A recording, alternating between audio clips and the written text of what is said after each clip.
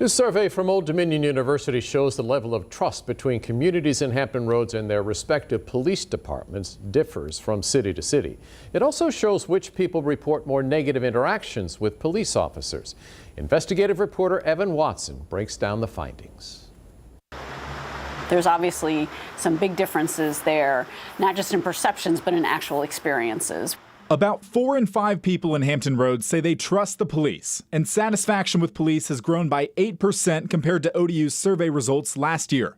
But when you look closer at the data, it shows disparities among people of different races and people who live in different cities. That's something Dr. Tansy Vandekar-Burton analyzes. There's a different story here. There's a different experience, but a different lived experience for these communities.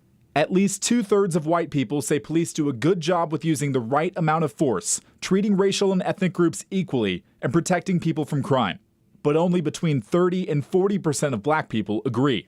That may reflect the experiences with police officers that minority residents report. 29% of black or African American respondents have had that kind of personal negative interaction with the police compared to only 10% of our white respondents. So that's a pretty big difference. Satisfaction with police also varies by city, with people in Newport News and 3 Southside cities reporting higher rates, likely connected to the demographics of people who live there. Virginia Beach, Chesapeake, Suffolk, they've got lower crime rates. They're perhaps more affluent, probably less diverse than some of the other cities where you see perhaps lower satisfaction and lower trust. Vandekar-Burton says city and police leaders can use this survey to gauge their efforts, taking into account that perceptions and experiences can vary.